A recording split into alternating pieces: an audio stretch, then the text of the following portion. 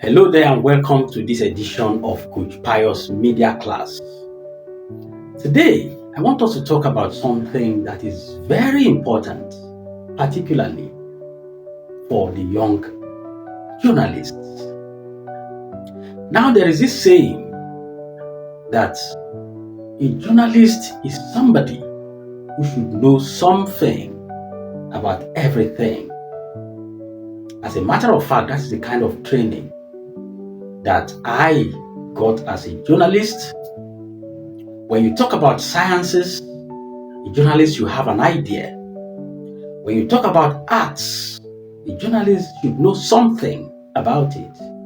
When you talk about the environment, military, technology, religion, politics, just anything, as a journalist, you should be able to have a say and not be left in the dark.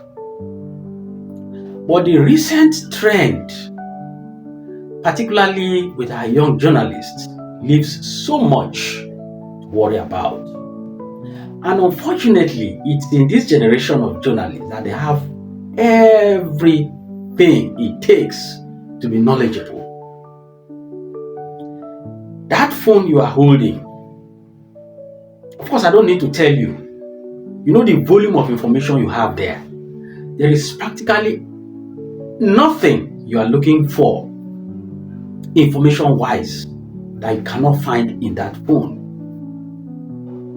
And then the question would be, how come then that in spite of all of this information available to young journalists, they are still so shallow in their thinking, in their reasoning, in their engagements, which ultimately reflects in their performance on the job? I chose to discuss this topic because of a recent event which happened. I'm simply going to share the story with you, and then you can make from it the point I'm trying to drive home.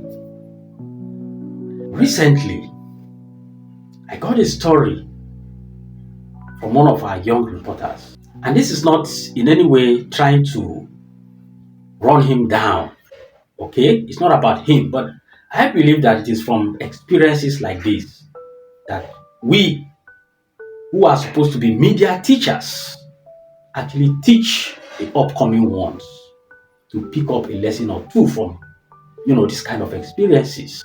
In any case, it is for experiences like this, actually, that the Coach Pius Media Class exists. Now, he has sent in his report.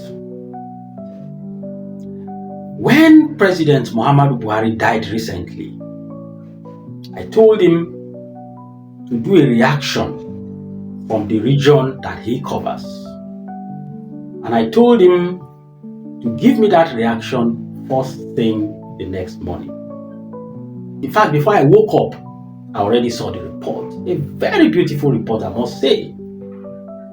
And by the time I went through the report, I almost sent him a commendation message until I had to look through the report again. And I saw something that drew my attention in the negative. What was that? You'll be shocked. One of those who reacted in that report he sent was Ahmed Gulak. You remember that man who was killed in Imo State by assassins in 2021? He was one of those reacting to President Muhammadu Buhari's death in 2025. I was taken aback. I was like, or is it that my memory is having an issue or what?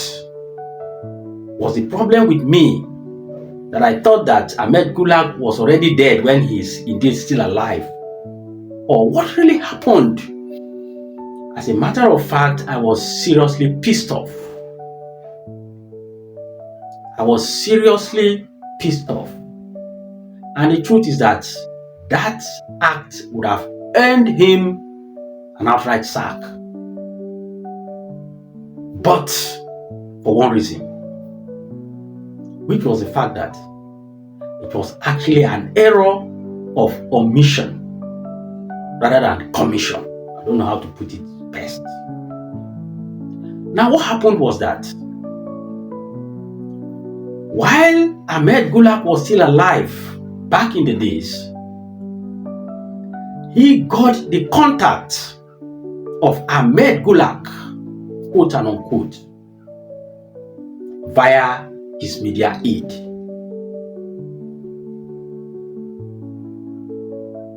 And what happened was that he saved the number as Ahmed Gulak.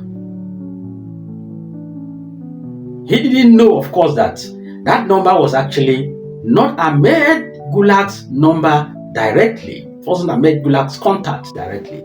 It was the media aid's contact. Or, let's put it this way, perhaps Ahmed Gulak's contact being managed by his aide.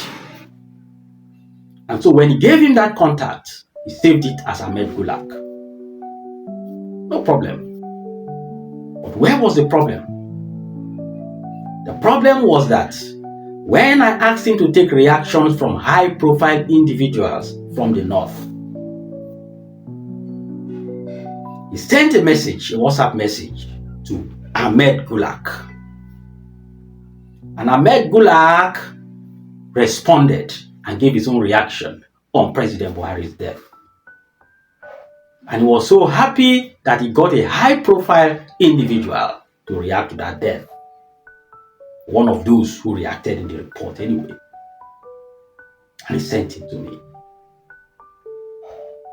Imagine that I didn't even know that there was one Ahmed Gulak somewhere who was murdered or assassinated in 2021 in Imo State when he went for a political meeting or something along that line. And then I just approved the report and it was published. What do you think the public would say? First of all, about my own credential as an editor, and then about the credibility of our platform. Not to even talk of the reporter himself. Now, what happened? The reporter did not know that Ahmed Gulak had been assassinated since 2021. Because if he knew, he wouldn't have even chosen Ahmed Gulak as one of those to react.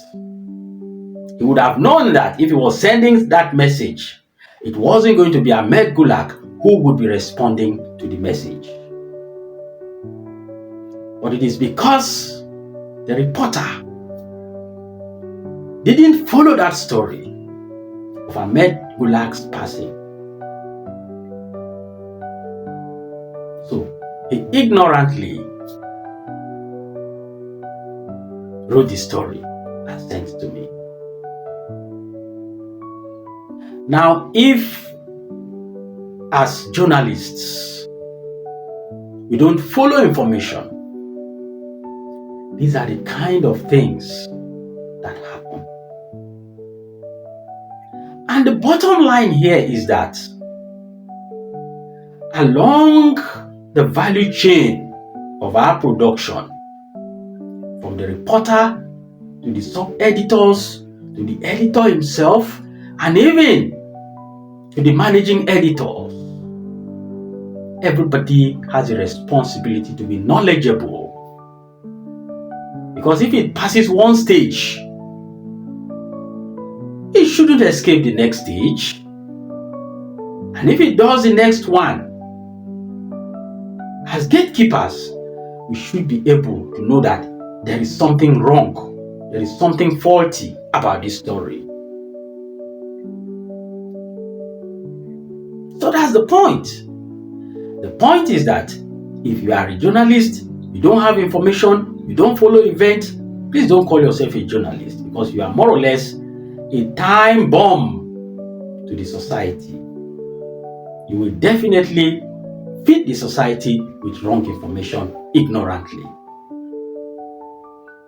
So as young journalists, as young reporters, as young editors, you have a responsibility to read very wide. Nobody knows it all. Nobody is above errors.